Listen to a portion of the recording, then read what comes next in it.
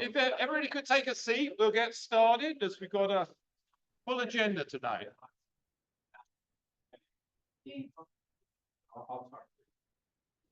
So thank you very much for all.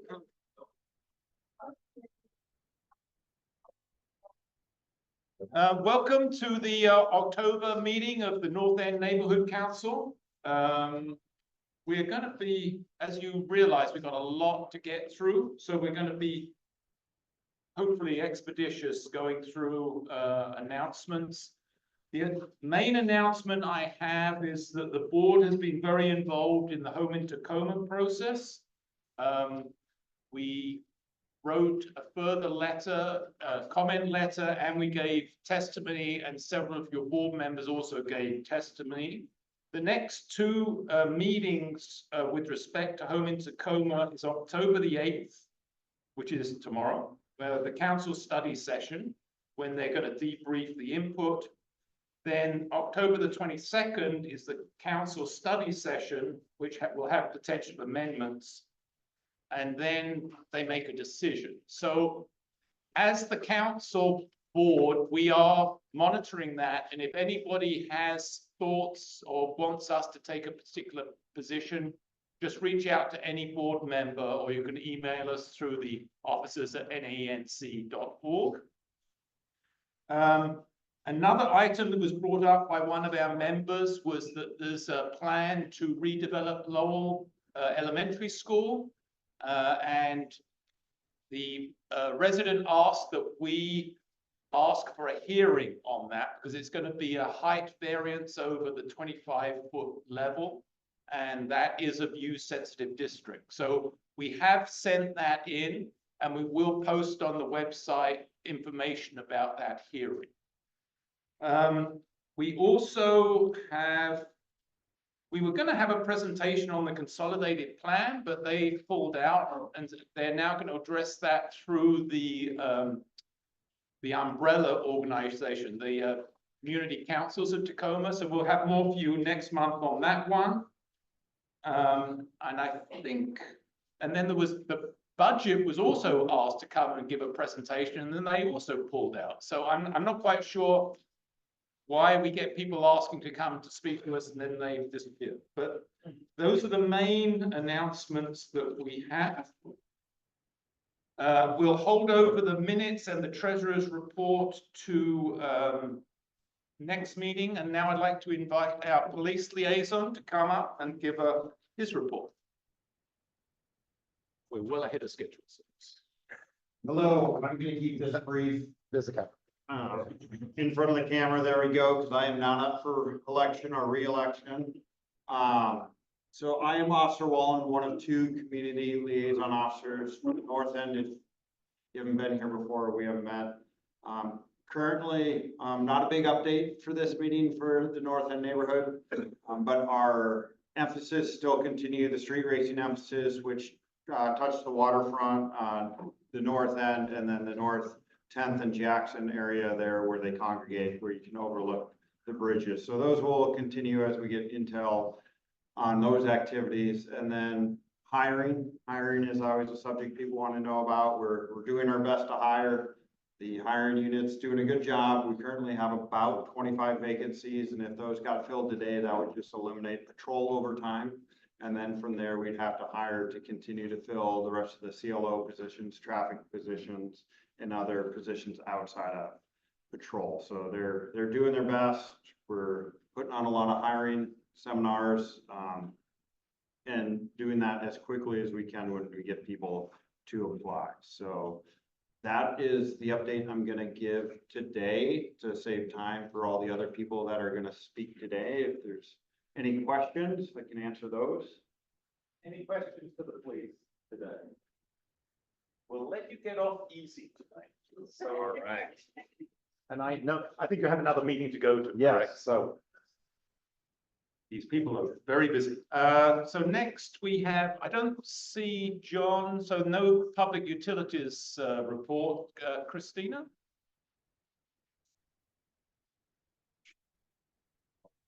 Good evening, everyone. I will also be very quick since I know there's a lot to talk about tonight. My name is Christina Khan. I'm with the city manager's office. And just a couple items to flag. So T-Town is coming up at the Tacoma Dome, November 1st and November 2nd. This is a great family-friendly event to come down and see city jobs that are open and for some hands-on experiences with various city departments. There will also be trick-or-treating at the booths, so bring your kids. I'm going to go through these very fast, but I'll be in the back of the room if anybody has any questions. There are 2 positions open on the Board of Building Appeals. These are open for applicants with knowledge of design and construction of buildings, and those will be open until filled, and you can find more information on the city's website. I also just want to flag briefly that the city is accepting nominations for the Martin Luther King Jr. Community Service Awards.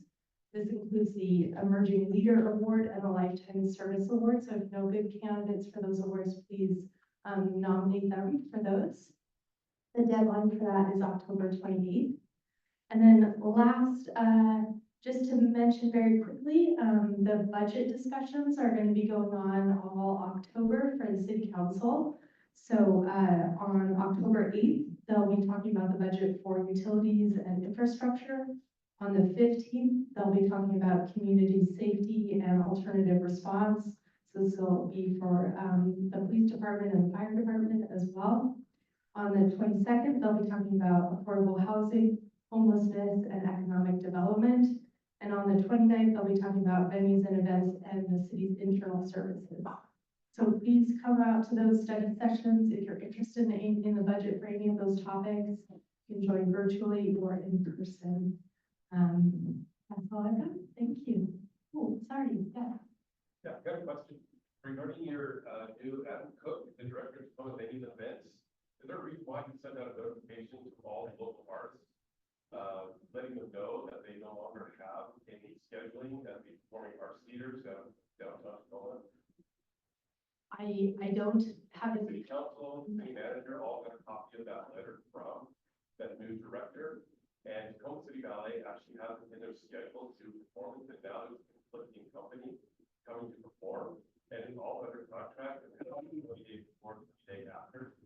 But nothing's been responded back from the city council, the city manager, the attorney regarding a breach of contract or any conflict with the new director. Okay, I'm not personally aware of this topic, but I can come back and get your name and get some more information for you. Any other questions for Christina? So I don't see John Hines or Sarah Rumpel here tonight, and I don't think they're online. So just want to give a shout out to Christina. She is fabulous resource. If you have any issues with the city, and when you get frustrated, send it through us or send it directly to her. And she's really good at running down answers when you send those messages in. And she has some really good excuses, good reasons for why some of the things don't work out the way that they do. So thank you very much. Now we're going to get on to the first item on the election forum, which is to talk about the charter amendments. And we're very lucky to have Latasha Palmer and Rebecca Still. Sorry, I can't read my own name. So please come up, and they're going to explain what this was all about, and hopefully explain to you what you could do on that ballot when it comes through your doors. You want to?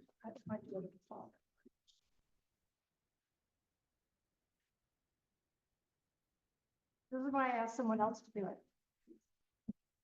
Thank you. Again, everybody hear me? My name is Rebecca Smith. Smith with a T instead of an M. And this is Latasha Palmer. And I'm a District 2 resident, and I haven't come to enough of these meetings. I was reminded tonight. And I was appointed to the Charter Review Committee by Sarah Romano, and Latasha Palmer was appointed through the interview process that the council conducted.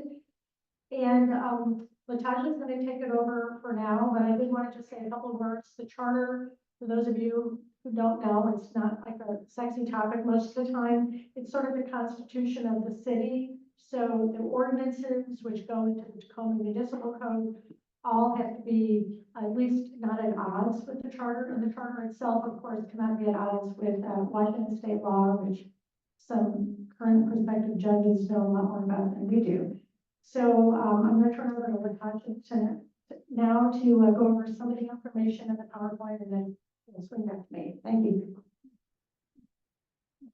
Yeah, so we are going to kind of speed through this a bit, but if y'all have questions afterwards or want to get our contact information to get more information, that's doable too. So just kind of briefly, our focus as a charter review committee was on accountability, equity, and transparency. When we looked at all of the different options for topics, I believe that those were the main key things that we wanted to focus on for the city. And just a little bit of a candid picture there of the CRC. Not everybody is pictured there, but there is just a little bit about the process of the charter review. It happens once every 10 years. That does not have to just happen once every 10 years, but at least once every 10 years. It's a comprehensive review of the whole charter. As a group, we decided to break apart the information into subcategories and create subcommittees. So on top of the many hours spent in subcommittee or committee of the whole, we also spent lots of time in subcommittees, really digging into topics. And then we presented sorry, I keep touching this. We presented our subcommittee recommendations to the committee of the whole. And then the committee of the whole decided what was going into that final report. And you can see in the final report the way that the whole committee voted yes, no, or abstaining from the different topics. So we did end up with 24 recommendations to the city. And so that it's ranging from everything from changing stuff on the Tacoma Public Utilities to term limits to even the Humane Society. And then there are many new topics kind of to the city, I felt like. And so there's a lot that needed to be, like the city wants to spend a little bit more time on, but it was good to introduce those topics during this time. So on that note, the city did pass resolution 41491. So they did end up sending 6 amendments to the November ballot. 4 of those amendments were CRC recommendations-ish. The other 2 were originated with a council. And then there were also calls for further council consideration on several other amendments. So they were sent to the various committees. So we still have a lot of things live, and there's more research going into these things as far as like changes to the referendum, ranked choice voting, campaign finance, the TPU board getting paid because they put in a ton of work for free, initiative, fiscal notes, and then the committee of the whole will look into the structure of the charter review, if there's any way that we can improve, and also the neighborhood council amendment and policing accountability will be considered as on the committee of the whole, but also with CPAC. And then the infrastructure planning and sustainability committee will further consider climate commission and the landmarks preservation commission. Something else we wanted them to consider was including CAST into our municipal code. And then also there's other things still alive in the community. And one of those things is the form of government change. It did have a lot of support from, it almost passed. There was, what was it, 4 to 5? It was a 4-4 split. Yeah, so. For the mayor council. Yes, and so a lot of folks are still interested in that. And so we formed, myself and some others on the charter review formed a committee called Accountable Tacoma that we're looking further into that and possibly going to put an initiative on the ballot. So there's that contact information there at the bottom if you are interested in that as well. And then probably a special note to you all is the neighborhood council recommendation that we did put forward. the amendment would have incorporated the neighborhood council and the community council of Tacoma into the city's charter. And that we did throughout the process collaborate. We reached out to all of the neighborhood councils. I did talk with Peter and Andy Hug from the other South End Neighborhood Council and a few others. The microphone a little bit closer over to where you're Sure, I'm just- the only when you turn to the left, can you really hear your voice well? Okay, sorry about that. So we did propose an amendment that looked a lot different at first, but I think after receiving that input, we ended up with a pretty good recommendation that really voiced what folks were wanting in the neighborhood council. So we proposed an amendment to restore basically the advisory role of the neighborhood councils to promote timely collaboration with the city and secure adequate training for them to fulfill their role effectively. We sought to maintain the neighborhood council's independence to foster inclusive civic engagement, enabling them to offer valuable assistance to the city council. Additionally, the amendment highlighted key elements of the new CCOT Equity Committee, which included promoting diversity, creating clear mission statements, encouraging open communication, and providing ongoing training on issues. And then that resolution 41491 basically said that they were going to continue this process with the process that's going on right now with creating the different bylaws with the CCOT. So while it's not in the charter, I do think it started an important conversation, and hopefully asking for these things is aiding in that work with recreating those bylaws. And now we'll pass it to Rebecca. First, the microphone's gotten really small now. Anyway. Yeah, thank you. So as she mentioned, 6 proposed amendments to the charter are going forward on the ballot. And I'm going to kind of maneuver so I can also change the page when I need to. So I'm going to talk about at least 3 of those. We have limited time, and Natasha's going to pick up on the one that I don't talk about. So the first one is equitable access, and this actually was proposed by the city council, but it combines 3 or 4, can't remember which ones, what the numbers were, that the Charter Review Committee put forward to the council's recommendations. And the main thing it does is it would change the word citizens to residents in the charter wherever it's legally permissible for persons to participate in city life and not have to be a citizen. So obviously it would not be allowing non-citizens to vote. That's not part of the proposal. I think there's been some confusion about that. Right now, for instance, we have an immigrant and refugee commission. There are other ways in which immigrants and refugees and people legally here can participate. And this would expand those possibilities. For instance, the salary commission that determines the mayor and city council salaries every year, so citizens can serve. We, the Charter Review, felt that residents, that people, permanent residents, people with green cards, could have valuable input and should be permitted to participate and apply to be on that committee. Right now, they can't be. The Charter Review Committee right now requires only citizens to participate. Another change would be that the people who collect signatures for initiatives would have to be citizens. But of course, only people who are valid voters, citizens, can sign those petitions. That wouldn't change.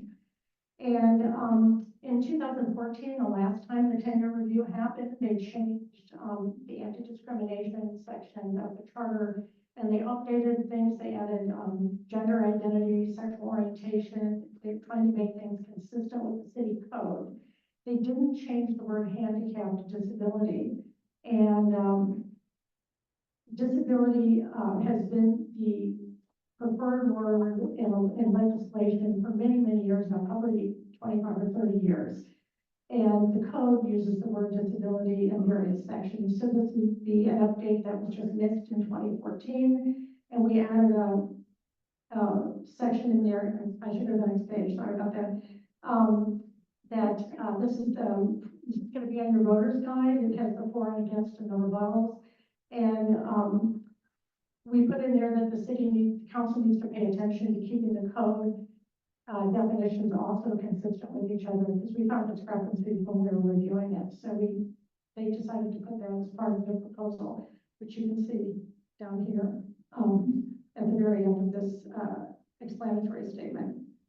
So you'll be getting the statements for and against, and I just don't have enough time to go into details about them. And so then, the next one I'm going to talk about is, council duties and staff. So one of the other things that we recommended was that the council be able to hire its own staff. As Latasha mentioned, we did have a form of government recommendation, mayor and council. In that type of situation, the council generally has its own independent staff. We have a city manager form of government, and then in Washington state law, the administrative side of the city is run by the city manager. So we carved out with city attorney advice, a proposal to have them be able to hire legislative staff. So a legal advisor, policy advisors who aren't actually answerable to the city manager. They would be more independent. We thought this would promote more robust discussion. And the city council apparently agreed and is putting that forward. We also recommended that the city council members be considered full-time. Right now, we have the tail wagging the dog. The salary committee is actually talking about the fact that the city council members, even the ones that have second jobs, are putting in 40 hours a week or more typically. And they raised their salary more significantly in the last few years, about $63,000 now plus benefits. And so we recommended full-time. They use a little bit more ambiguous language, but the reason for that is that they're not paid full-time right now. And so what this would do is allow a transition period for the salary committee and the council to work toward being full-time, having their, officially. Only the mayor is considered full-time right now. She makes about twice as much as the board members. And so that recommendation was, here are the statements for and against, which you'll see in your voter's guide. And the rebuttal of this one actually effectively ends up agreeing with, I was on the committee for this, agreeing with our recommendation. So we welcome all rebuttals like this. And so I hope you all will support this one. And then Latasha's going to talk about the planning commission, so I'm just going to skip ahead.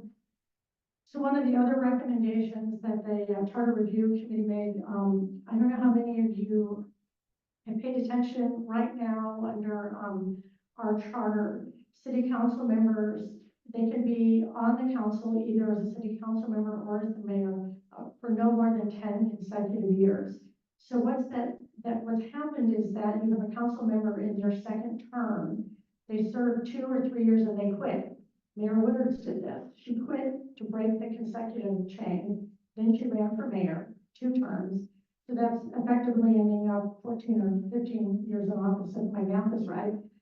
So it's sort of an expansion. The proposal is to have 3 consecutive, no more than 3 consecutive 4-year terms, mayor, council combined. But the problem is trying to solve is this, we elect somebody to serve and then they quit in the middle of their term because they have the ambition to become mayor. And so it's not fair to the constituents. There has to be an appointment process and then a special election held. And I have to say, I won't go into what our proposal was. We did make a proposal to fix it, but I think the city council's proposal is better. And again, you'll see for and against statements here. So I'm going to turn over, sorry to go so quick, I'm going to turn over to Latasha. I don't know if we have too much time to go over the others. There is, You're fine. We're good? Go ahead. oh, okay, good. So number 2 is basically changing the required meetings. It's my understanding that basically this is just making it formal what they're already doing. So I think that's kind of stuff to use the study sessions now included in the count of the meetings. There's number 3, which talks about the limitations on the sale of waterfront property. Basically right now in the charter, it says that you cannot sell waterfront property, the city cannot sell waterfront property. What they are wanting to change is to be able to sell the property to public agencies. And there is language in there that says that they can that they have to keep it into public, as public property, what's the word? Perpetuity. I'll spit that out. That's, say that 5 times fast. But I think it's important to look at that, that's not necessarily something that can be guaranteed. And there's other issues with, management in that. So personally, I would just recommend folks take a longer look into this one and really do read over the pro and con statements there. I did write the con statement. And then lastly, the composition of the planning commission. This is also one that, you know, similar to the public utility board, the planning commission does a ton of work, and it's like a lot, it's too much almost, for the members that they currently have. And so they're wanting to change the composition from 9 members to 11 members. And they are also wanting to remove the stipulation that they cannot get paid, which by law, they still cannot get paid, but this just changes it so that if that law changes, then we don't have to go back and vote on this again in the charter. One of the reasons why I am personally not voting for this one is because they are removing the criteria for the members that are going to be on the commission. And to me, that's dangerous. I believe that there needs to be there is some language in there that says they need to be diverse members, but to me, the language is currently stronger. And if we're having trouble finding folks to be on the planning commission and fill it in these roles with these expertise, I think there's other ways to attract folks in that can. So again, I just encourage you to look at the pro and cons and really dive into this one. And then lastly, I think it's important to understand that the council can pass charter amendments basically every other year. We don't have to wait 10 years for to amend our charter. We can let them know if you do see one of the recommendations or the amendments on your ballot and you agree with half of it, but you don't agree with the other half. There is an opportunity for council to take that back to the drawing board and put something different on the next ballot. So again, we don't have to wait another 10 years to fix these issues. Also, the report for the CRC is available online. Charter Review Committee, if you just Google it, Tacoma, then the website will pop up and you can read the whole 24 recommendations. And if you see something in there that you wish would have been on the ballot, let your council know. And just personally, if you have any ideas about what you would like to see on the ballot, you can also let your council know. And that's it. Questions? I'll ask a question. So I like the idea that it's not going to be every 10 years. So does that mean that the Charter Review Committee sort of becomes a standing committee? Just like other, like. No, I don't think they would do that, because we create work for them, you know, they delegated that to us, we did a deep dive, we have a lot of public access, you know, a lot of comments written, and it would be a lot of work, but they pass a resolution putting something on the ballot. And I know some of the things that are in committee now might be put forward by the council as pass resolutions and put on, say, the 2025 ballot or the 2026 ballot. They don't have to create a committee. It's just that under the charter, at least every 10 years, they do have to create a committee and delegate to those appointed persons the deep dive and because of which we did. But they have that information now. You know, we've given them a lot of places to start. They brought in their own other experts. We became subject matter experts, but they've also brought in other people. So to answer your question, they don't have to go through the whole appointment process.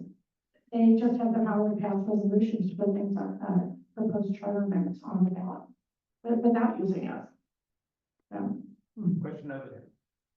So just to be clear, so all charter amendments, if the city council said, hey, we want to make a charter amendment, will have to go before a vote of the people and not just the council. exactly. Yeah, I think, Latasha, I think you said that would be on the ballot. But yeah, the council passes something that they want the people to have an opportunity just eligible voters, citizens, to have an opportunity to vote on. And so, exactly, I'm glad you asked that to clarify. Question down here. I'm still confused. I read everything online. I wrote a note to you guys, but I'm still confused on the citizen to resident part. You were saying residents, if they have a green card, that means that they're on the council. They can vote on the council and do all that other stuff, but they can't vote like in our voting, like what's coming up. They can't vote at all, those citizens. I'm not sure what you mean, vote on the council. No, it would be serve on a city commission, for instance, immigrant refugee commission, probably at any given time, at least half the members are here legally, but they're not US citizens, but they are already performing a service for the city, but they can't vote city elections. They're just participating in the governance of the city. Vote within their committee though. Well, that's like, if you guys have votes here at NENC, I mean, if a resident shows up, That's what's confusing Yeah. a lot of people, Yeah. because if they're one of the committees and they're trying to make some of these, help you make the amendments or help make some changes, and then turn around and say, well, you can't vote though. And a lot of people are very confused about that. so I think there's vote with a little v, and then there's vote with a big V. The big. The big V vote, only US citizens can do, like when you go to the drop box or you mail in your, your ballot, they can't do any of those things. But, when you serve on a committee and you go by Robert's rules, you have votes by committee members, that's little v. And I would hope that we're all okay with people legally here in our community who want to help make the community thrive and give feedback and listen to others. I hope, I was on chair of the Human Rights Commission. I didn't agree with everybody, but we welcomed all viewpoints, and it was always like a robust discussion. And that's really what this is saying. We're a welcoming city. We appreciate that we have all these voices in our community. We would like to hear more of what they have to say and have them hear us and feel that they're welcome.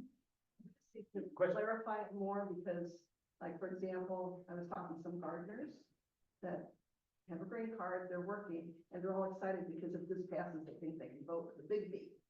So I don't know why they think that, because anyone who reads the proposal would know that that's nowhere proposed in there. Yeah, well, I'm sorry, I'm glad you let me know, it's very unfortunate. Thank you. I think Deputy Mayor Hines just showed up here. I'm just curious about the changes here that are proposing. How is this going to impact a topic that we're all very concerned about, what is called home employment? Is there a notice that if we're talking about meeting without like a vote, is that going to really mean accepting that home employment decision by the council? I couldn't hear everything you said. You said that you had home in Tacoma. I mean, We're not connected with that. So I think the question is home in Tacoma going to go to a vote of the people, like these are going to vote of the people? Is that the question? I guess I'm curious, because you're saying that this certain amendments would go for a vote as opposed to just the council, and perhaps then. Yeah, I think we have another expert in the room. Yeah. And here we come. Thank you, John. No problem. Good evening. Thank you for having to drop off the song practice right for this. So I think to clarify two pieces, right? So thank you to our charter review commissioners and for presenting on this.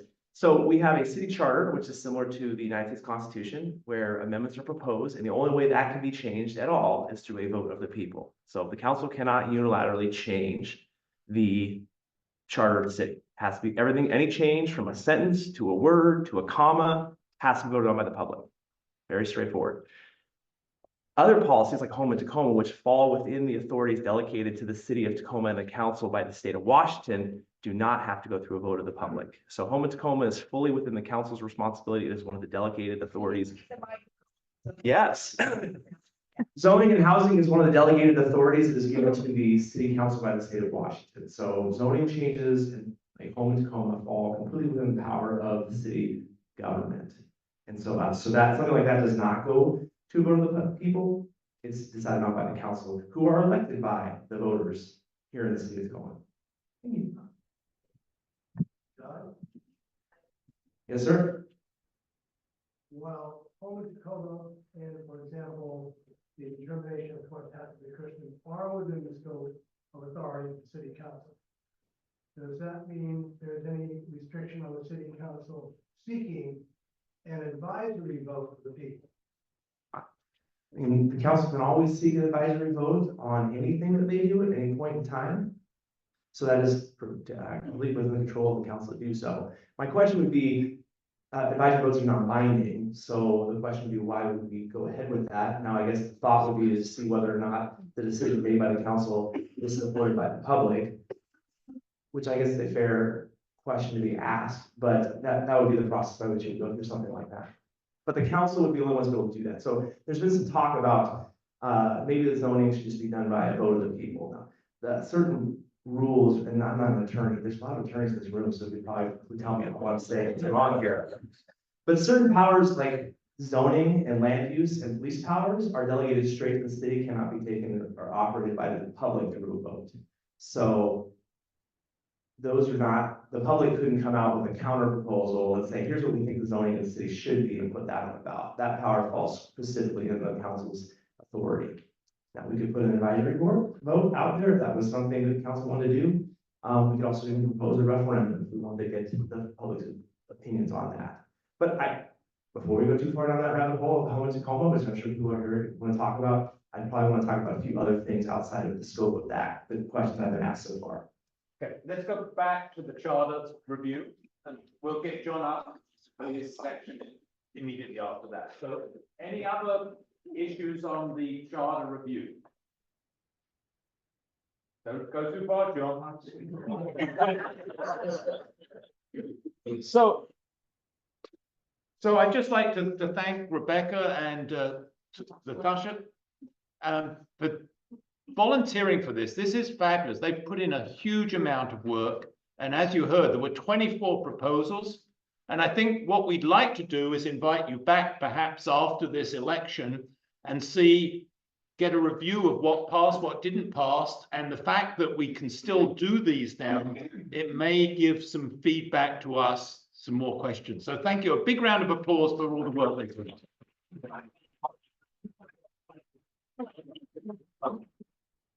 Yes. And they are going to stay around for the whole meeting. So if you've got extra questions, you can grab them at the end. So now I'd like to invite John Hines, our deputy mayor, up, who's.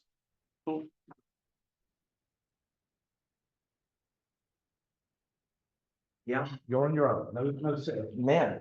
I'll pull the mic off the stand this time. Ooh. All right, good evening. I'll make this relatively brief because I know that we have some people looking to be our next judges from Pierce County. They're here to speak, right? They're coming up later. So I don't want to take too much airtime from them. So good evening, I'm John Hines, Deputy Mayor, City of Tacoma, also the council member for District 1. Still, people have asked me that for the west end, north end of the city of Tacoma. I want to do 2 highlights and then I'll make sure I answer your questions. Number 1, it is budget season. So we got our first budget overview from the city manager last week, and then we are having budget briefings every council meeting in the month of October, kind of updates on what the city manager is proposing as a budget. As a reminder, and I guess as a civics lesson, to recognize that the city manager prepares the budget with council. She works with the directors and prepares the budget, which she presents to the council, and council then adopts the budget. So we don't have to adopt the budget the city manager gives us. We can make changes. That's one of the clear powers the city council has, which is how we spend money in the city and the budget. So she will be presenting to us for the next 4 weeks on different parts of the budget. Tomorrow is utilities and public works, and then public safety is the week after, and then I haven't thought that far ahead on the budget yet to tell you what the next couple months are, but that information is all available on our city's budget website. But the budget briefing kind of updates last week.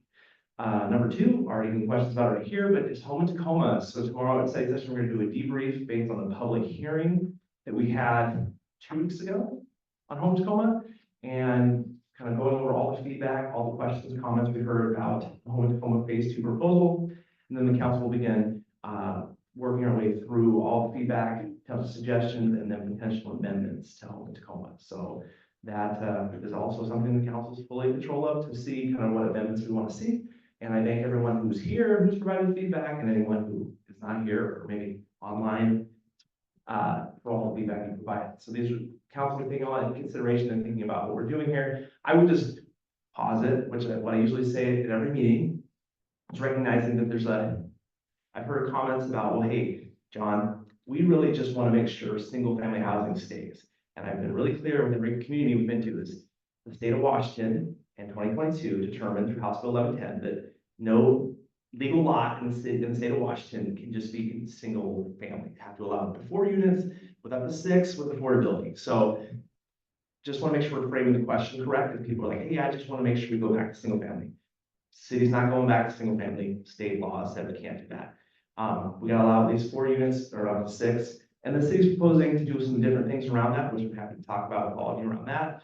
The state's also made some choices around parking and parking requirements around within proximity to transit. So these are kind of also guidelines we have to work within. As I said earlier, cities have to function based on, state law is supreme. We kind of operate underneath that.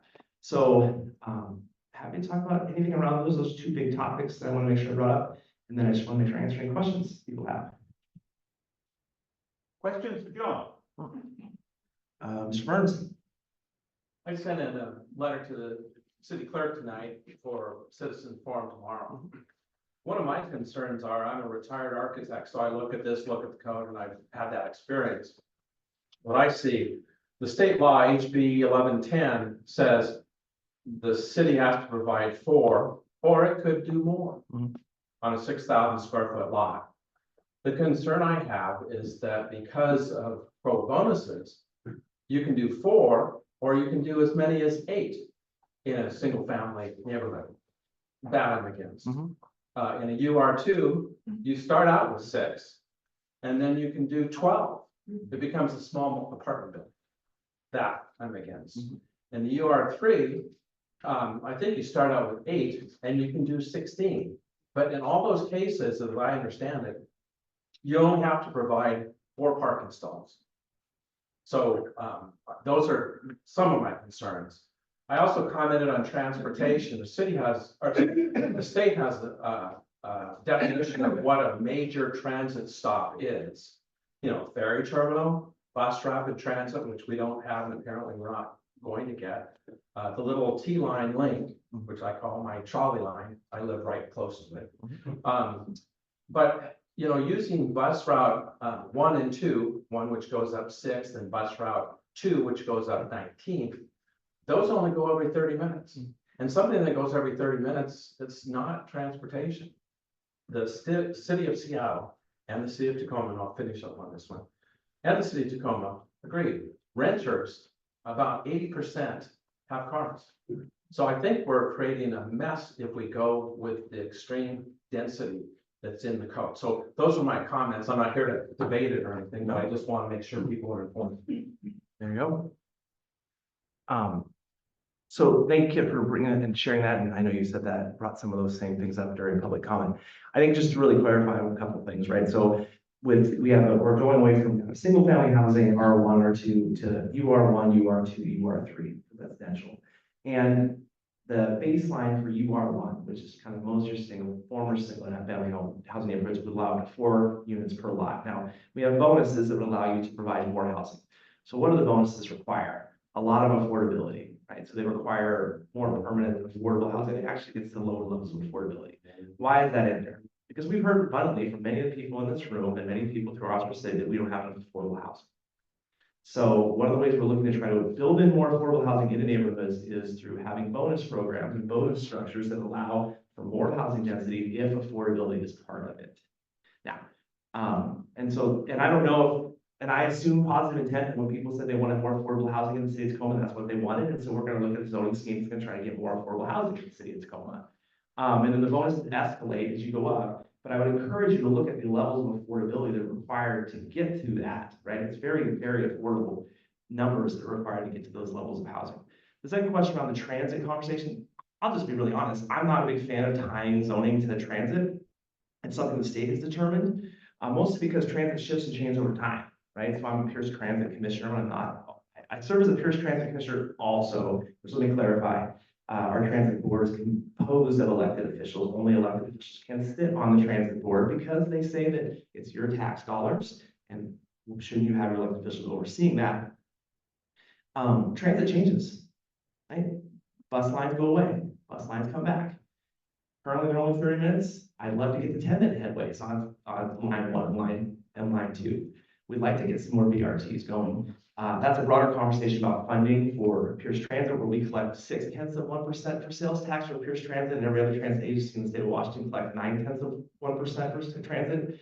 The gap is about $60 million a year that we're missing out on Pierce Transit. But we could do a lot with $60 million a year. But again, that would have to go to a vote of the public to raise how much we collect for transit. So to Kit's point, I think these are really valid concerns to bring up and things we should be chatting about. The parking is something people have been really concerned about. And I guess my point around that would be kind of thinking more broadly, as some of these parking restrictions are mostly around where transit is or will be more available. And then two, just thinking about changing patterns. So if we're thinking about adding more density in places where people have access to things where they can get there by foot or by bike, then the goal, I mean, is hopefully that maybe people need fewer automobiles. Now, that may not happen in the near future, but I think over time, we could see people increasingly become less dependent on vehicles. I don't know. They're showing that, they're showing that young people 16 through 18 are less likely to get their driver's license than they were many years ago. So well, I know the first question somebody's gonna tell me is, John, you know that's not realistic that people aren't gonna drive. Fair. At my age, at 42 years old, my birthday was on Friday, it's not realistic, I'm not gonna drive. But it seems like these kids these days are driving less. Now, what's gonna happen, somebody's gonna point out, like, well, my grandson does have a car and they drive. Great, I understand that, I'm just talking about the average, averages here. Okay, that prompted more questions. Yeah. My concern is when you want to put affordable housing within an apartment building where other people pay a whole lot of rent and you get a real cut rate for yours. I would not like to have my house in the middle of, let's say, a wealthy area where it's all mansions, because I don't have anything in common with my neighbors. They don't have anything in common with me. I would feel very uncomfortable being around multimillionaires because I don't even know how to act around them. And if somebody like me, when I was young and single and did not have hardly any money, couldn't afford very much, if I was thrust into an apartment that was affordable for me, but I was with these people who could have these lofts and pay a couple $1,000 to park in the basement and all this stuff, I would have nothing in common with them.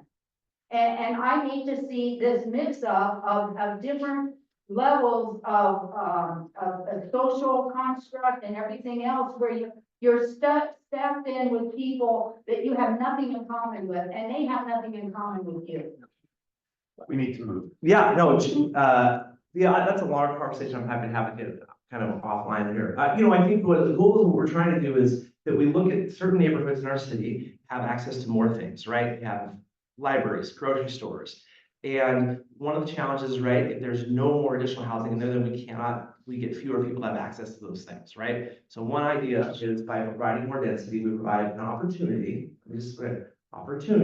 for potentially more housing to appear in that neighborhood and potentially maybe give someone more access to those things. I say all these qualifiers because I gotta be honest with you. We're talking about changing zoning in a city that's almost completely built out. Right, and so what does that mean? How does the apartment building show up in your neighborhood? Well, your neighbor has to sell their property, and then someone has to redevelop it. And so if you're thinking about how fast this might take place and how quickly you might get into situations where you have people from different places coming in neighborhoods, it's gonna take time. It's gonna be a very slow moving process. Joe, one quick question. Yep. John, these affordability units in these apartments, are these like a multi-family tax exemption for 10 years, or are they permanent? They're lower than that. I think it's down to 50% of the AMI to get to the double bonus, which is the big numbers kids talking about. And I'm not quite sure on the timeline, but it is longer than the multifamily tax exemption, so I have to look The at that. multi-family tax exemption has produced something like 1% of the necessary affordable housing, and that's only for 10 years. And having a new unit on which you can charge full rent after a few years doesn't return much to the public much. Okay. Yeah.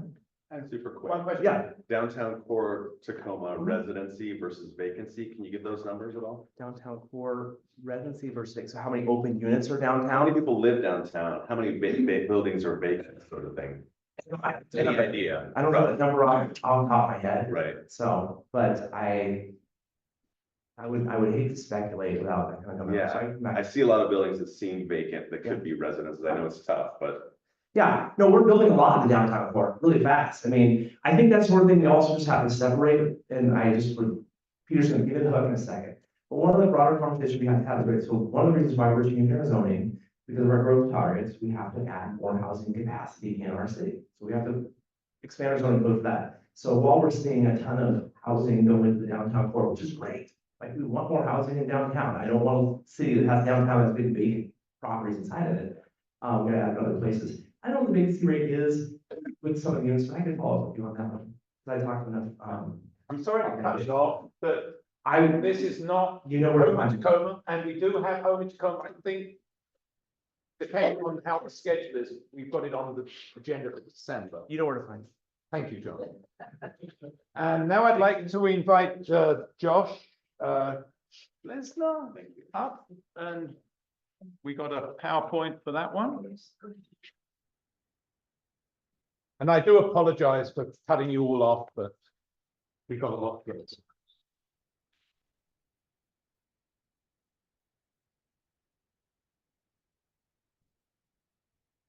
While I'm pulling that up, I'm just gonna say good evening, everybody. My name is Josh Lasner. I'm the Assistant Chief of EMS for Tacoma Fire Department. I'm fairly new to my role as well. You guys had Chief Mary Hallman prior to that. She retired in July of this year, and so I am now your liaison for the North End Neighborhood Council, and excited to be here. So my first meeting was actually last month, and so I brought some stuff. I'm just gonna kind of reiterate it because it's an event that's kind of come up, but I'm gonna actually talk about 4 things. I'm gonna give a fire levy presentation. I'm gonna talk about fire prevention week. It's this week, if you didn't know, super special to the fire department. And then also I'm gonna talk about CPR weekend, which is coming up this weekend. And then I'm gonna talk about some fire station open houses that are coming. And I'll try to be really quick, as quick as I can. So anyways, kind of starting off, let me see if I can get this to play. Oh, one more slide. It might work, actually. Go to the next one. Nope, it's too late. I messed it up. Go to the next slide. I'm just trying.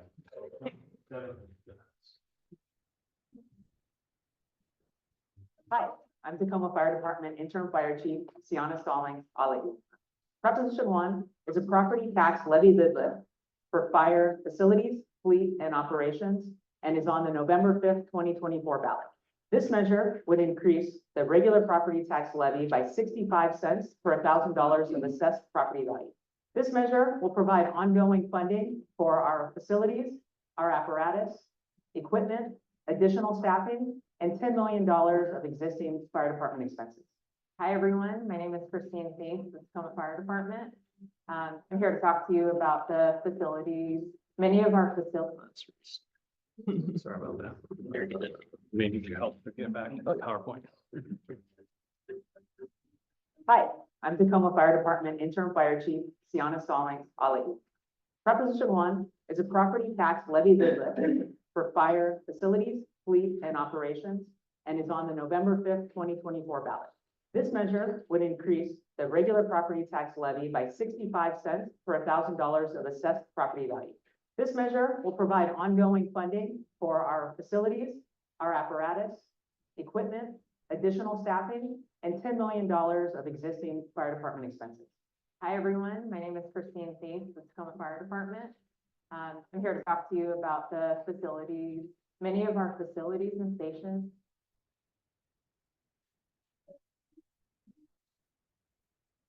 See if it picks up.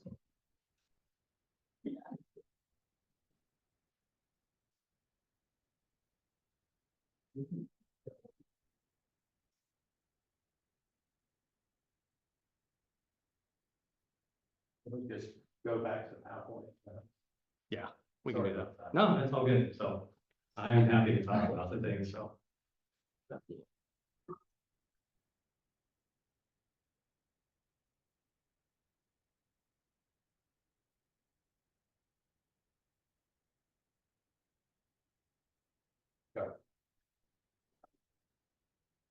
Oh, where's this?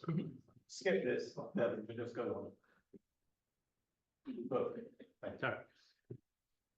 So, sorry the video didn't play, always some technical errors that don't generally happen. So real quick, just want to make sure everybody understands what the fire department actually does. Yes, we fight fires, it's in the name itself. However, most of what we do, in fact, 80% of what we do is actually EMS, so emergency medical services. And in fact, we provide BLS, basic life support, and advanced life support for the community in the city of Tacoma.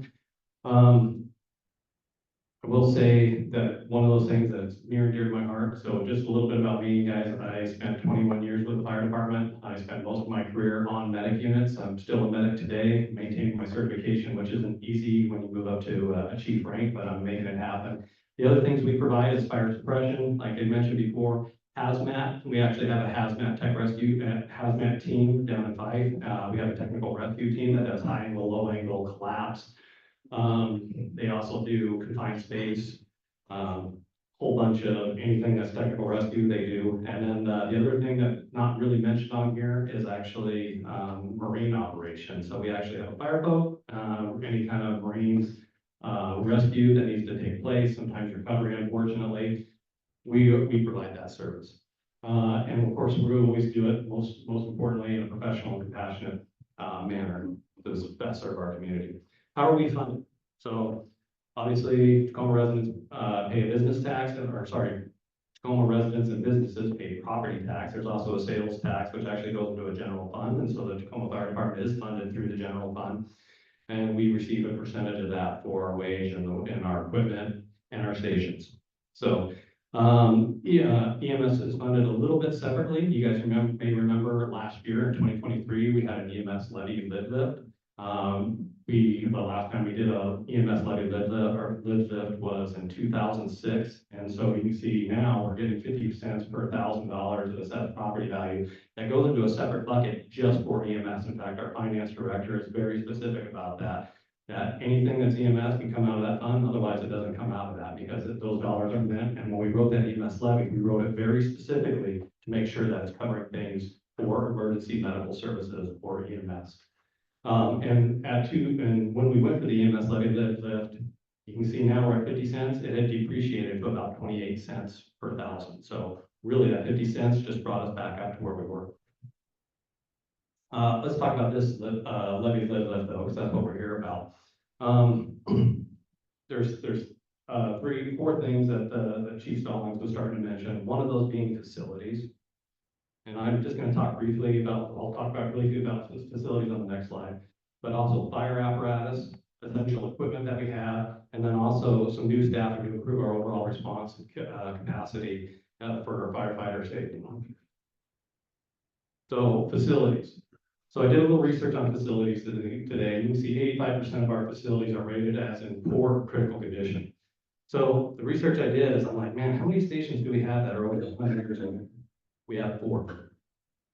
Pretty crazy when you think about that, right? And then I started doing a little bit more. Sorry, I said 4. Sorry, 3 of them are over 100 years old. But we have 4 additional to that are nearly 100 years old. In 4 years, we will pick up those other 4 stations, which means we will have 7 stations that are 100 years old that are frontline stations for the city of Tacoma.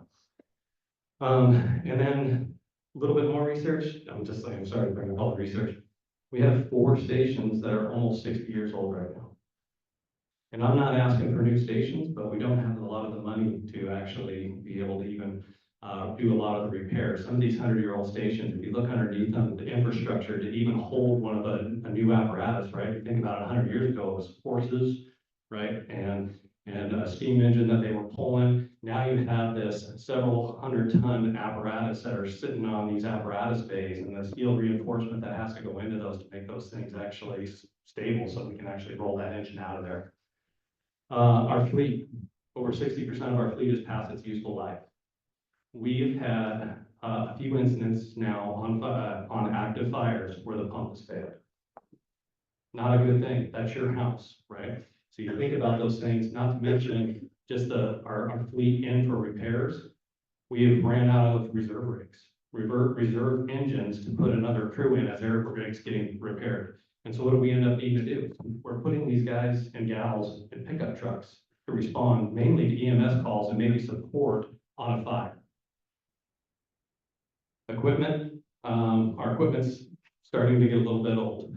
So always needing to replace, it wears out over time, as we all know, especially with the heavy use that it gets. And then increasing call volume has risen 36% since 2010. So what is the fund gonna pay for? So there's several things, and I know this is probably pretty hard to read. So 10 million, so it'll generate approximately $30 million with this EMS, or not EMS, sorry, fire levy. And 10 million will go to existing roving firefighters and support and operating staff expenses. And then the remaining 20 million will actually be put away in a separate bucket, specifically, and this is where the separate bucket, just like the EMS levy was specifically for EMS.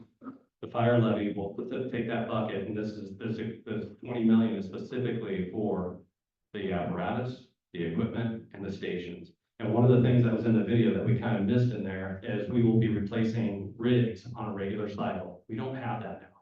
We haven't had the funding to do that. And so that regular cycle is by 2026, every 2 years, we'll be replacing 2 apparatus, and we'll be able to have a full fleet replaced in 9 years. Election is going to be November 5th. It'll be on the ballot. It's Proposition 1, called Fire EMS, or Fire Levy Lift. Sorry, I'm the EMS chief, so I always want to say EMS. My apologies.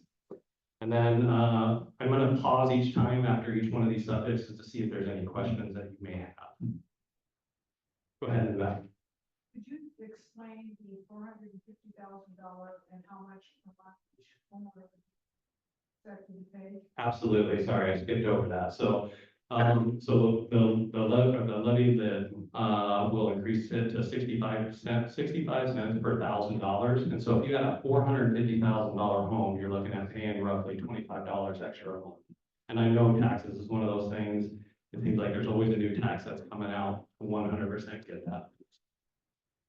Question? Is that based on structure or based on the land and the structure? That is a great question. I can get back to you on that. I believe it's land and structure, but I don't know 100%. I want to make a comment. I used to be a school nurse, and every time I had a call, you were there immediately. And again, some of the rigs were not in greater shape, but when we had to call the schools, you guys were there. So I don't know if a lot of people realize that you also respond to the school system. Okay. And keep these going quickly. So the multifamily tax exemption on new apartment buildings means we get less revenue. What was the question? Sorry. Does the multi-tax exemption take money away from the fire department? I am not sure on that. So one of those things, I'm not a finance director. Josh will get specific answers. We can post that. 100%. And thank you for your comment on the schools. All right, Fire Prevention Week. Just want to make sure that everybody's aware that it is Fire Prevention Week, and every single year there's a theme for Fire Prevention Week. This year it's smoke alarms. And I have a love-hate relationship with smoke alarms because I'm not the best cook. I tend to burn things, and then the smoke alarm goes off, and then you got me waving a big towel, trying to get this thing and the windows open and all those other things. But the love comes from they save lives. 100%. I can't tell you how many fires that I've been on where I go and I talk to the family afterwards, and the one thing that alerted them to get out of that house was that smoke alarm. But it has to function, it has to work, right? In order for them to hear it, to get that pre-warning, because every minute that fire will expand significantly, and which will block the egress and not allow somebody to go out. And then you're reliable on the fire department to make their way through with their specialized equipment to save you. So if we can get out ourselves, that's much better than us having to go in and rescue. In fact, I did a little research because I'm a nerd. 3 out of 5 fire deaths occurred in homes without a functioning smoke detector. But as I mentioned before, it doesn't mention how many lives it actually saved because of that pre-warning. So a couple things. Installing smoke alarms. We got to kind of know that. So first off, where do we install them at? They should be on every level of the home. They should be inside every single bedroom, and they should be outside of bedrooms as well. Okay. And I take it one step further. I actually put one in my garage, because if you look at most garages, they don't have it. I do a ton of work in the garages, sometimes welding and other things with that, because I'm a pyro at heart. Sorry. Make sure that I had that in there. And of course, you're gonna make sure it works, like I said before, so testing is key. Don't forget to test your smoke alarms, it should be done monthly, hit that little button, it should make that beeping noise, so you know. And then the other thing is it says change the batteries at least once per year, and that really is dependent on the type of smoke detector you have. I believe in 2020-ish, they started coming out with these 10-year smoke, or like battery life smoke detectors, which are pretty awesome, so that's what I actually ended up installing in my garage, so. And then just, it usually will beep at you as it's kind of going out, but I'm putting this out there because I want to make sure you guys are safe in your community and make sure you have those smoke detectors. Should be replacing them every 10 years, or if they stop responding, when you go to test them monthly, don't forget monthly. So questions on that? Slow down. Okay, yeah, a lot less questions on that one, I figured. Oh, go ahead. Does the fire department also have a program where they can help, like, with the replacement? Yeah, so our firefighters, actually keep a few smoke detectors on their engines and their ladders. And so when they're in homes, and you would be surprised how often this actually happens, we'll be inside somebody's home, typically for an EMS call. As I mentioned before, it's about 80% of our call volume, and we'll hear a chirping in the background. And then we'll hear that chirping again. So of course, our first priority is to take care of their medical needs. And then our engine officers will usually take that extra step, and they'll provide them a new smoke detector, or they'll change the battery out for them depending on the year. And so we do that on a very regular basis. And so once again, because we want to keep you safe. Part of our fire prevention. Great question. Okay, I was told to go. All right, so I mentioned this last time. So this weekend, Saturday and Sunday, we have what we call CPR weekend, and it's free CPR classes. And this is near and dear to my heart, obviously, because once again, I'm the EMS chief. I'm gonna make sure you guys know that. So, but we need you, and we need you trained, and we need you willing to be able to do CPR. This is so incredibly important. And I mention that because you think about it, when you call 911, how long do you think it takes me to respond and be at your door? Not me anymore. It takes about 3 to 5 minutes. That's assuming you have I in a new district and not on another call. Otherwise, you're getting somebody else from another district. And now you're looking at maybe 5 to 7. And that you can see how that would expand on top of that. And then if you read that first sentence there, it says for every minute without CPR, there's a 10% chance that you will not achieve resuscitation. In other words, we lost. And so community CPR is 100% important, and we need you. We need you trained and willing to do so. And then just to kind of top it off, the average person in their lifetime will have an opportunity to do CPR once or twice. Who do you think that is? Going to be for a family member. Okay. And then last thing, open house. Where we meant to do it on Fire Prevention Week, Fire Prevention Week, but we missed the boat, so we're actually going a week out. So on Saturday, October 19th, I'll actually be at the North End Neighborhood Council, or North End Neighborhood Station 13, over in our Proctor district. And so that is going from 1 to 3. There's several other stations that'll be doing it as well. So please let me know if you are planning to attend. I'd love to hear from you too, and come on out and I'll meet and greet you. And then I just want to say thank you for everybody's time. Please do not hesitate to contact me with any questions. I don't know all the answers, I never will, but I'm sure good at finding them, and I'm more than happy to do that for you. I'm at your service. Thank you. Let's give a big round of applause. If Josh will be here next month, it will be our liaison roundtable. So you'll get a chance to ask him more questions then. Now we're moving on to the judicial races. So we invited, well, actually, let me first give a shout out. Doris reached out to me back in February and said, could you come and speak to this group? So I told her to wait until we got through the primaries and then we would get back to her. We got back to her and went through, looked at the ballot and thought we'd better invite all of the candidates rather than just Doris. And for those of you who are NPR listeners like I am, this morning they announced that 85% of races in the United States are uncontested. And that's primarily judicial races, dog catchers, etc.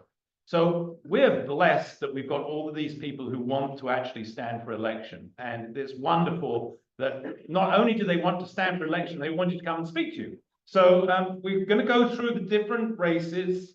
There's 10 candidates, and we're going to give you each 3 minutes to come and give your explanation of who you are and why we should be voting for you. Please hold questions. Once we got through everybody, we'll just open it up if there's any questions, either specific or general at that point. So firstly, can I ask Tatisha Davis to come up? And I may have mispronounced her name. And I'm going to give you each 3 minutes, and I'm going to set my timer. Last time I did this, everybody thought I was getting phone calls throughout the meeting. So when it beeps, that means that your 3 minutes are up. Thank you. All right. Thank you. Well, good evening, everyone. Thank you for being here. I know I speak for everyone, all of the candidates in this race, when I say that we appreciate you allowing us just a few minutes of your time, a few minutes of your Monday evening to address you, tell you about ourselves, and why you should vote for us, essentially. So my name is Tatisha Davis. I am the judge for Pierce County Superior Court, Position 1 or Department 1. I was appointed by Governor Inslee in December of 2022. I was then sworn in January of 2023. So I've been on the bench for a little under 2 years. I have loved the work that I've been doing on the bench and hope to continue doing so. I enjoyed a long practice of law before I joined the bench. I also had the pleasure of representing members from diverse communities in both King County and in Pierce County.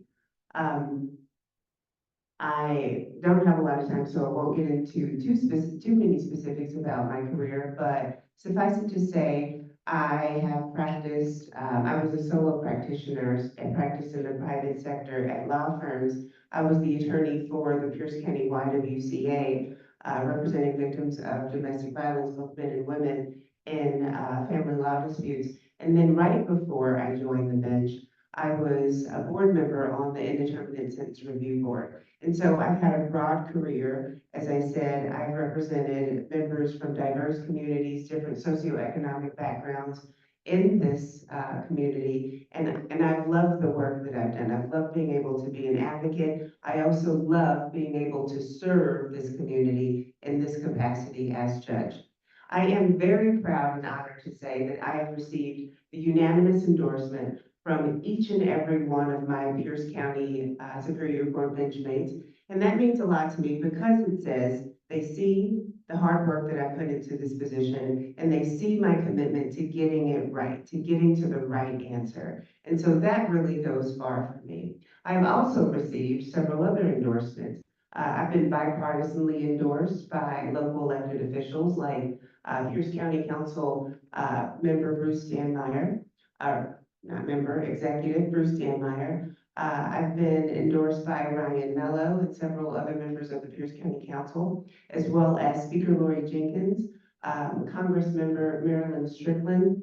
I've also been endorsed by unions, the Pierce County Central Labor Council, Tacoma firefighters, and the Pierce County Sheriff's Guild. And so I have a lot of endorsements. You can go to my website to check that out. What I want to leave you with, what's really important for me, that you know about me is, well, okay, I'll finish it up. My commitment and my values as a judicial officer. I think it's really important that each of you knows the values of everyone that you're going to go, that you could potentially go before on the court. My values are integrity. My values are fairness, and my values are compassion to each and every litigant that comes into my courtroom, and actually each and every attorney that stands before me. I thank you very much for listening to me, and have a good evening.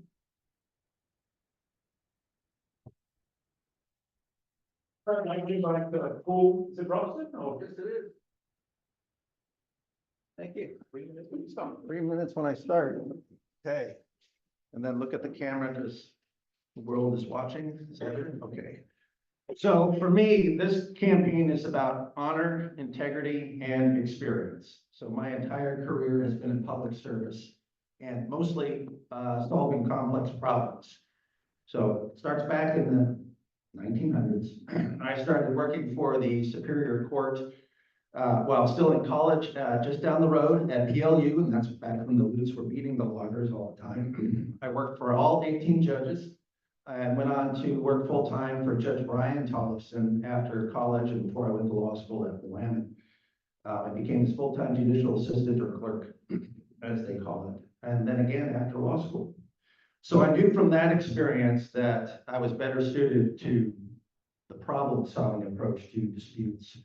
And I thoroughly enjoyed mediating neighborhood disputes, family law cases, civil law cases.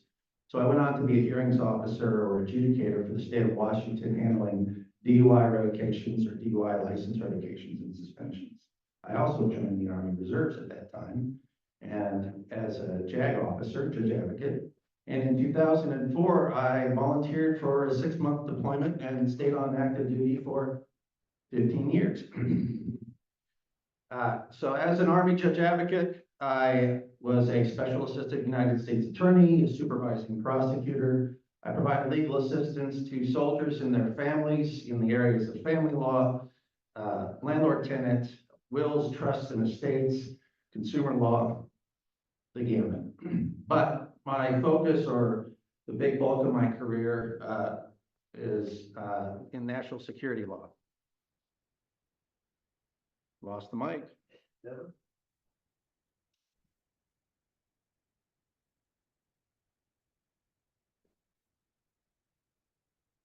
No battery? I'd yell, but I don't think they can hear. That's the microphone. Microphone's right there. All right. So in my job, I'll speak really loud, I'll try.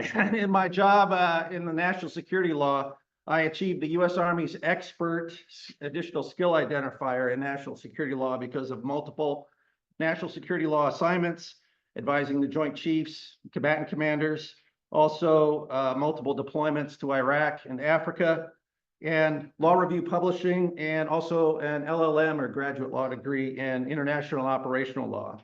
So in 2018, I went back to the Army Reserves and I became a judge for the Office of Administrative Hearings here in Washington State, managing a high volume docket and issuing thousands of orders.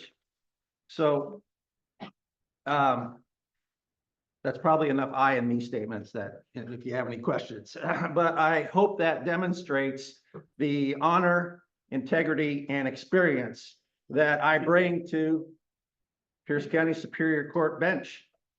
Also endorsed by Republicans, Democrats, Superior Court judges, District Court judges, Municipal Court judges. There you go. 3 minutes. And you have to. Now, that's proof a lawyer can't be brief if they really want to do that. How are we doing on the microphone, Devin?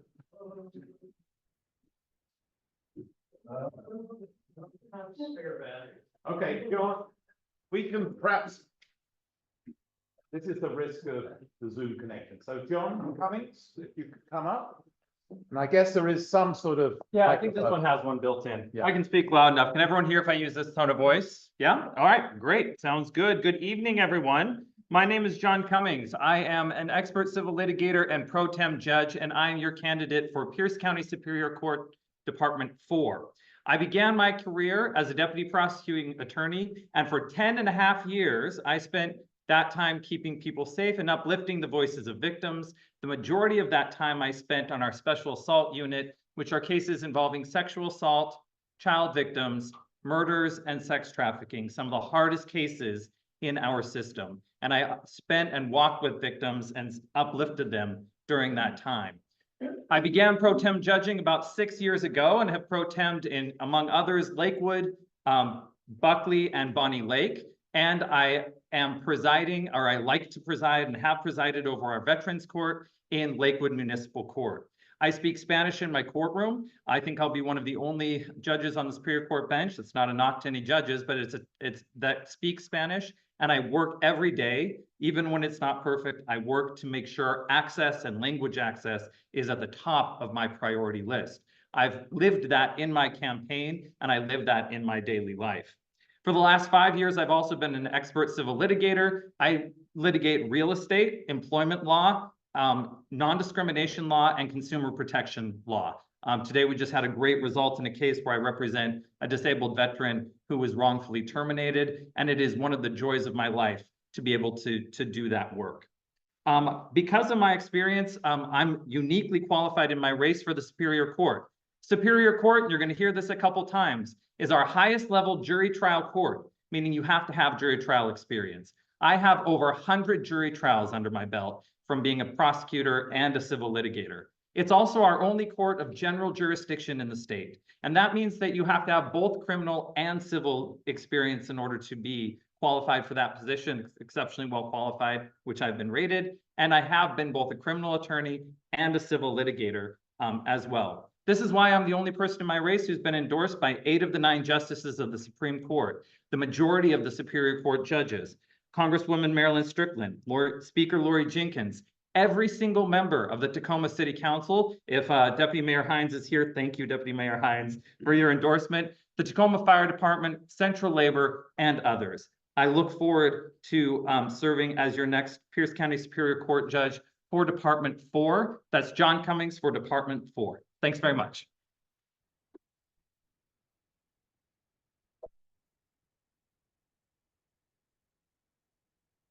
Oh, yeah, Rebecca Reader. Sorry, if you can project your voice. I'm sure try. I'm Rebecca Reader. I'm here on behalf of the next candidate for Department number 4 in Superior Court.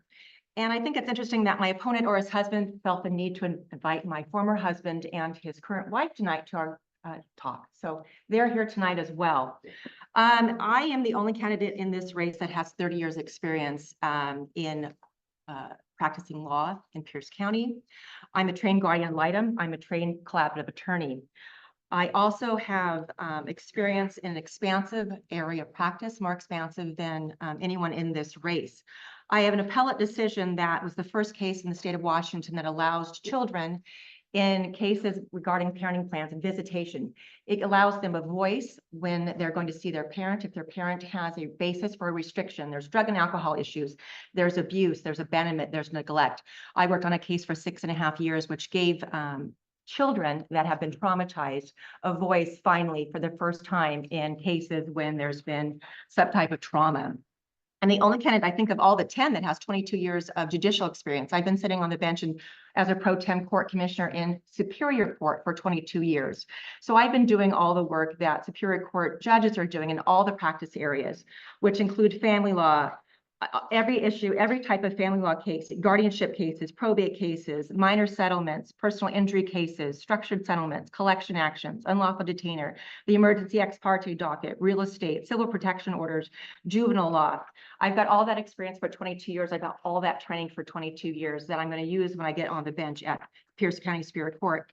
I believe I'm the only candidate as well out of the 10 that's been an arbitrator. I've been doing that for 16 years with Pierce County Superior Court. I'm regularly appointed by the court to serve in that capacity.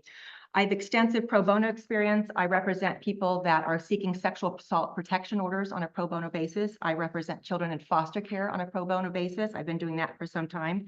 I continue to go to Tacoma Pro Bono Community Lawyers, and I volunteer and I help indigent people get legal advice for their cases. I'm on the board of the YWCA. I have a lot of other experiences that I can talk about, but I want to talk about an email I got today from a client. I have a client I've represented since 2008. I love this client. She's wonderful. She has 2 children. They were 3 and 5 when I filed her first case in 2008.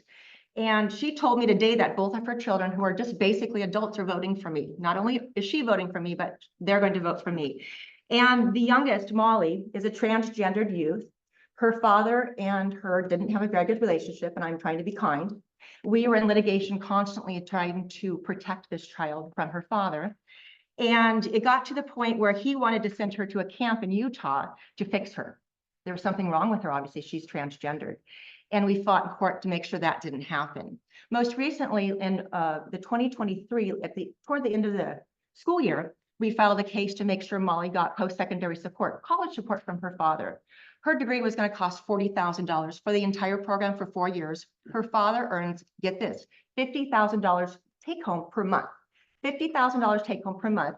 He didn't want to spend one dime on Molly when her entire education was going to cost $40,000. He makes that in a month.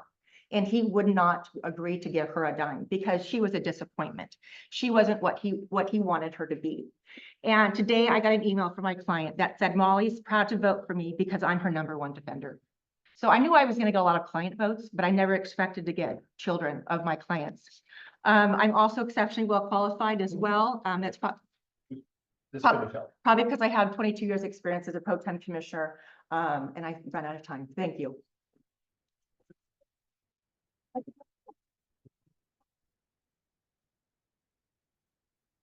Next race is judge position 9, Doris Watkins.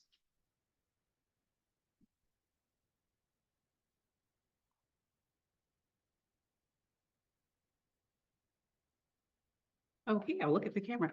So I want to thank everyone for being here tonight and thank you for having me. I did reach out really early and because that's just how I am when I'm motivated to do something. I just try and connect with as many people as possible. It was really important to me to connect with as many community members as possible to get the word out about my campaign and what my goals are as a Pierce County Superior Court judge. So I'm running for Pierce County Superior Court Judge Department 9. I've been a Pierce County Superior Court Commissioner for a little over 2 years. And as is probably going to be repeated over and over by the other commissioners appearing this evening, we do everything that judges do except jury trials, essentially. We handle bench trials, which means we preside over those and we make rulings. We sign orders every day. We hear litigants arguing before us every day. We make those rulings. So we're already making those rulings from the bench that are impacting people's everyday lives. And I would like to continue doing that as a Pierce County Superior Court judge. I'm also rated exceptionally well qualified by multiple bar associations. I have the endorsement of 7 of our 9 sitting Washington State Supreme Court justices. The vast majority of our Pierce County Superior Court bench, including the commissioners and judges, have endorsed me. I'm endorsed by our Congresswoman Marilyn Strickland, Speaker Lori Jenkins. I'm also endorsed by Senator Yasmin Trudeau. I'm also endorsed by members of our Tacoma City Council. And I'm really proud of that. I'm also endorsed by just various justices and judges from across the state and across our county. And I think the reason for that is that I'm bringing an authentic perspective of wanting to really expand access to justice for all of our litigants, expand our therapeutic court options in a more meaningful way. We have a really robust therapeutic court system already, but it would be great to expand that and make it accessible to even more litigants and expand qualifications so that even more people can participate in those. Because as we know, many of the people who are participating in our court system, they're going to be returning to our community. So we want people returning to our community who are as rehabilitated as possible so that they can be productive members of our communities and be able to live their lives and reintegrate into our communities in a safe manner that's going to be good for all of us. Prior to becoming a commissioner, I was an attorney for 16 years. I had my own law firm here in Pierce County. So I understand what it means to be an attorney as well as a business owner here in Pierce County. And I can bring that to the bench as well, because a part of the duties of a judge are not just to preside over your docket, but also to help make budgeting decisions and allocation of resources. So I can bring that experience to the job as well. I'm very excited to be a Pierce County Superior Court judge. I've been in Pierce County since 1998 when I moved here as a military spouse, 19 years old, with my 1-year-old child. And I've made Pierce County my home ever since then, except 1 year in law school that I lived in Seattle. And I made sure I moved right back down to Pierce County as soon as possible because I missed it so much. So I hope that you will cast your vote for me on November 5th. I believe that I'm the one with the most experience and breadth of experience in my race, as far as my background and all of the different case types that I've handled, from criminal to civil. So I think I'm the obvious choice for Pierce County Superior Court Department 9. Thank you.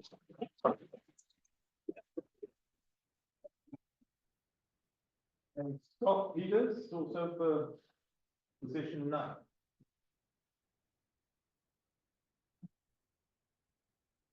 Well, thank you all for being here. My name is Scott Peters. I'm running for Pierce County Superior Court, position number 9.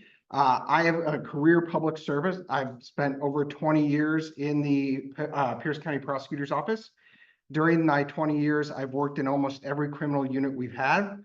I've been the team lead of a number of criminal units, including our special assault unit, most recently, handling some of the most complex cases, our sexual cases, our cases involving physical abuse of children. And I led that unit. In addition to that, I've tried numerous homicides during that time. In addition to my work as the prosecutor's office, I've also been a pro tem judge for the last handful of years, getting experience as a judge, making decisions and ruling over cases. What we have in Pierce County is a backlog of criminal cases. We have almost 2,000 cases that are filed into our system that are awaiting trials. What we need from a judge is somebody who has vast experience doing felony jury trials. If we don't have that, if we have people that don't have that experience, what you end up is with mistakes. When you don't have that experience, you make mistakes, and those mistakes cost everyone. They'll cost defendants that are awaiting trials. They'll cost victims that have to go through the process over and over. And most of all, it'll affect the community, which will have to pay for us to redo the work over and over. I am the only one in our position that has extensive jury trial experience doing felony cases. In addition to my work in the prosecutor's office and on the bench as a pro tem judge, I'm also deeply connected to and committed to this community. I chair a nonprofit called Lawyers Helping Hungry Children. Every year we have an annual fundraiser where we raise money and we give it to charities dedicated to Pierce County to helping eradicate childhood hunger. Last year we raised over $50,000 and we were able to give that to 2 different food charities working here in Pierce County. In addition to that work, my wife and my daughter, we chair a Relay for Life team out of Mount Tahoma. And that's a personal journey for me because in 2016, I was diagnosed with 2 different cancers at the same time. I went through 2 years of intensive treatment. And in 2018, I was able to obtain remission. And that's what really brought me here today, is that going through that fight, I learned that this is what I wanted to do. And once I regained my health, I started pro-temming, and I've loved the experience. I'm endorsed by the Pierce County Democrats. I have bipartisan support from 5 of the 7 different county council members. I'm endorsed by the Pierce County Central Labor Commission. I'm endorsed by the Tacoma Fire. I'm endorsed by the Tacoma Police. I have been a union leader for the past 10 years as I've been the president of the Pierce County Prosecutors Association. I believe I bring the qualities that are needed for a Pierce County Superior Court judge, which is extensive jury trial experience. So thank you.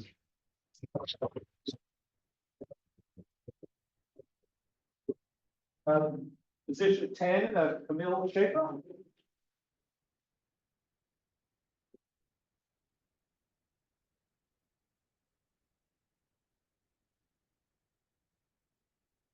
Good evening, and thank you for this opportunity. I'm Camille Schaefer, and I'm running for Pierce County Superior Court Position 10. I've been a judicial officer for over 8 years. I am currently a court commissioner in King County Superior Court since 2018. I've also been an administrative law judge for the state of Washington and a magistrate, pro tem magistrate in municipal court. And the reason I'm running for Superior Court here in Pierce County is because this is where I live. I'm your neighbor. I live here in the Stadium District, so this part of Tacoma. And I want to use my experience as an attorney and as a judicial officer to serve my community here. The first time I was in court was not as an attorney. It was as a high school student after I was assaulted by a youth pastor. And from that experience, I came to discover how courts can be a place where people who have been powerless can have a voice. And so that's why I became an attorney, to use my voice and help people find their voice and have a voice in court. And so now, as a judicial officer for over 8 years, I make sure that my courtroom is a place where everybody's voice can be heard. I have presided over thousands of cases involving families, juveniles, people's property, their homes, their finances, issues that affect you and your neighbors every day. So I'm also involved in my community. I'm part of the Tacoma CERT team, the Community Emergency Response Team, which is organized under the Tacoma Fire Department and federally under FEMA. And so I'm part of a team that's prepared and willing to serve my neighbors in times of emergency and disaster. I also volunteer with the Washington State Animal Response Team, WASART, similar, but for serving animals in crisis situations. So I would be honored to have your vote in November. I have been endorsed by the majority of our state Supreme Court. I'm endorsed by over 75 judicial officers across our state. And I think that that speaks to my experience as a judicial officer and the values that I will bring to the court. I'll also say that I'm the only person running in position 10 who has experience as a trial judge. For 2.5 years after the pandemic, I had the opportunity to serve as a pro tem trial judge, and I tried cases as a judge. I made the same kind of evidentiary decisions and credibility determinations that a judge in Superior Court makes in the role that I'm running to be elected for. So I, again, would ask for your vote and your support in the election, November 5th. Thank you. And Philip Thornton, for position number 10.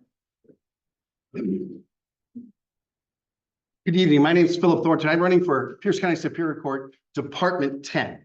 I believe experience matters. Experience in Pierce County matters.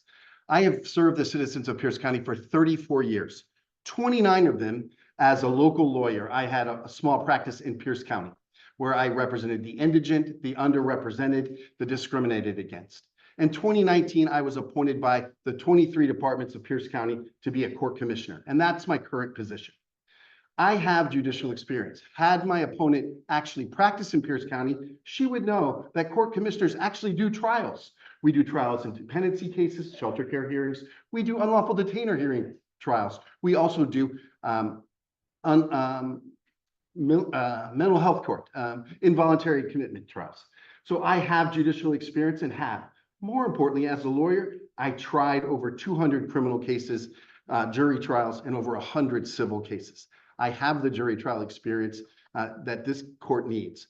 The reason we have that, as Mr. Peters mentioned, we have such a backlog of criminal cases that we need a judge that can take over on day one.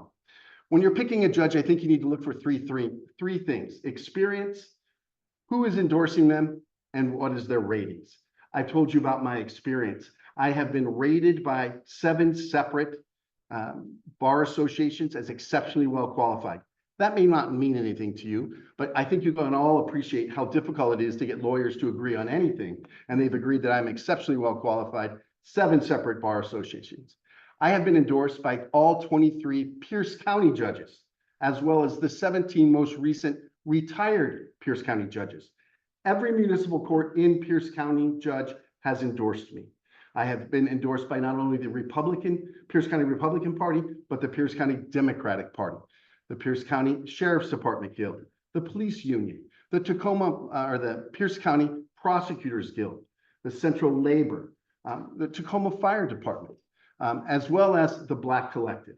I have the broad experience and the support of a wide range of our community to excel in this job. I can be ready on day one. I would honor your vote and love to have your vote on November. In January of 2025, there's 23 departments. Of those 23, 14 will have less than 5 years experience on the bench.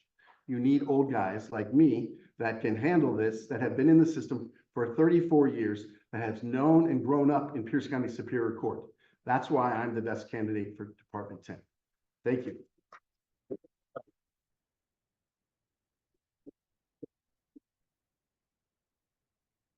And next up, I understand you're the birthday girl. So happy birthday. Good evening, everyone, and thank you so much for having this event and holding space. It's so important to get to talk about down ballot races like fire levies and charter amendments and local judge races. So thank you for holding this space. I currently serve in Pierce County Superior Court as a commissioner. You've heard a lot of commissioners so far, and so I'll hopefully give some illumination. In Washington, judges are elected and they can appoint commissioners to help with the work of the court. So as a commissioner, I've had 3.5 years of daily experience in courtroom management and case management and actually deciding and resolving our court's cases. In my role, I've presided over hundreds of bench trials and civil commitment cases, and those include hearing expert testimony from physicians and psychologists, hearing testimony from law enforcement, hearing other witness testimony, evaluating credibility, making findings of fact, and applying the law. That trial experience has served me well and is part of the reason, along with my integrity, the breadth of my experience, and my commitment and determination to hard work, why I have been rated exceptionally well qualified by the Tacoma Pierce County Bar, the Washington Women Lawyers of Pierce County, the Pierce County Minority Bar, and other organizations.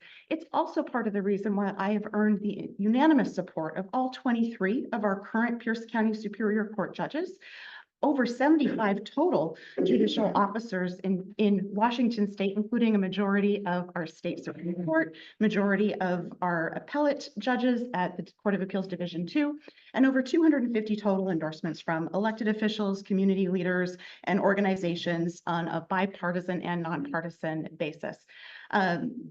As a commissioner, I also have the ability to serve on court administration committees, which is so important because one thing that often gets overlooked is the second full-time job behind the scenes to make court happen and to continually improve how we're delivering our court's justice services and how we're implementing and applying new laws as they change every legislative session or every time an appellate case comes down.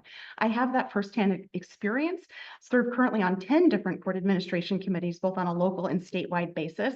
And when you have 23 judges and 4 retiring in a single year, that's a guaranteed 17% turnover. We need someone who can step in day one to help both behind the scenes and step in and make our decisions to continue resolving the issues and cases before our court. I ask very much for your vote and that you return your ballot no later than November 5th. And I thank you so much for your time tonight. Thank you.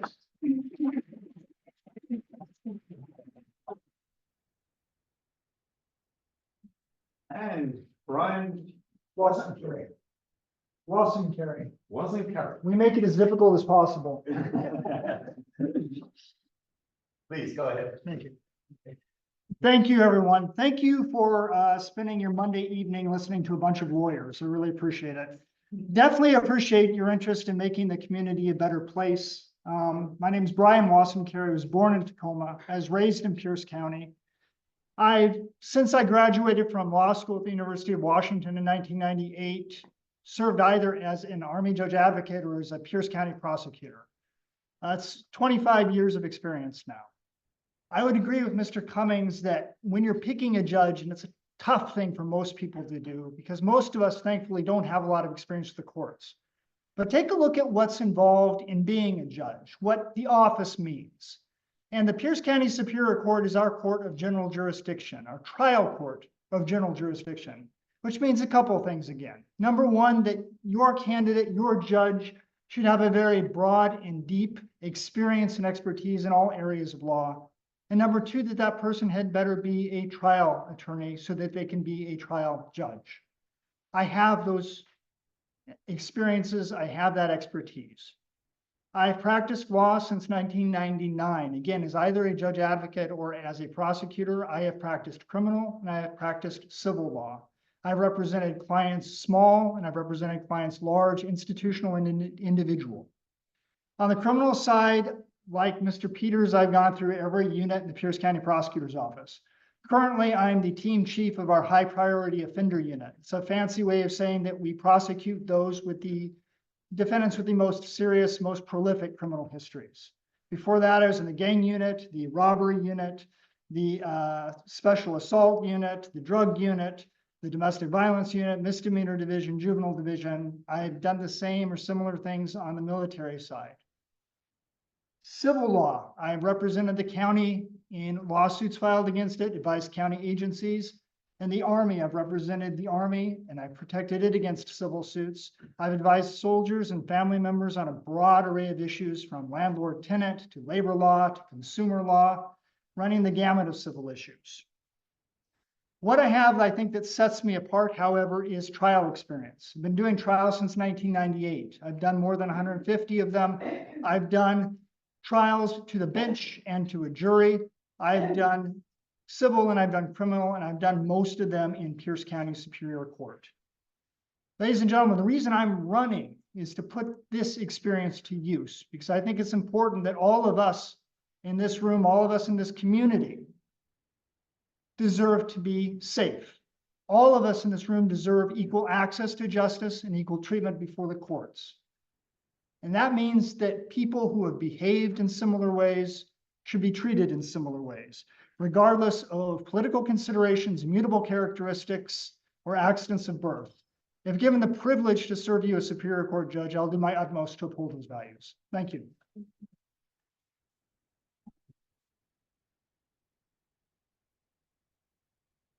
I think we're getting towards the end. I would just suggest that rather than asking specific questions here, if you've got questions, grab whichever judge candidate you want to ask the question from, and we can address that later. But I would just say, having sat there and listened to 10 people speak to us, we're blessed to have such great people willing to run and represent us. So another round of applause for the 10 candidates.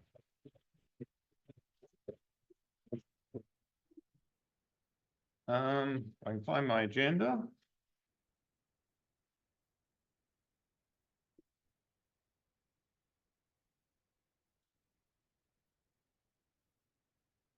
So old business, we've talked quite a bit about home in Tacoma 2, and I would urge any of you with specific issues, that decision is coming down the pike, so get those comments through. Please copy in the NENC when you are sending in individual comments.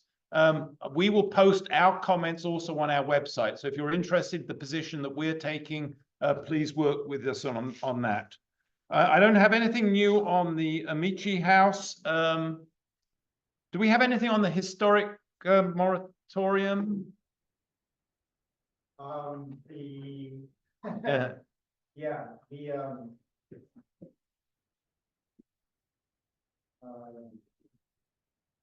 The petitioners have used the materials that are the case documents to present their argument, and the city is using the same documents to create its defense right now. Okay. Anybody with any issues, Jeff is our point person on that. Please reach out to him, and again, we'll get some of that posted. The rendering plan, I haven't heard anything back from the port recently, which I know that they have an existing contract which is running out. So the longer it runs, but we don't hear anything, the less likely it is to happen. Is there any new business? If not, before adjourning, I'll just tell you that next month, in addition to the liaison roundtable that we try and do every 6 months, we're going to have an update on the Cushman-Adams redevelopment. There's 2 hearings coming up on that, which I would urge any of you to attend at the library and at the university, I believe. So those you can find online, and then they'll be reporting back to us at the next meeting. So I know that we still have the 2 members of the Charter Review Committee. So if you've got questions, you can hit them. We still got the fire department assistant chief, so you can ask him. And I would just say, like to give yourself a round of applause, because this is local democracy.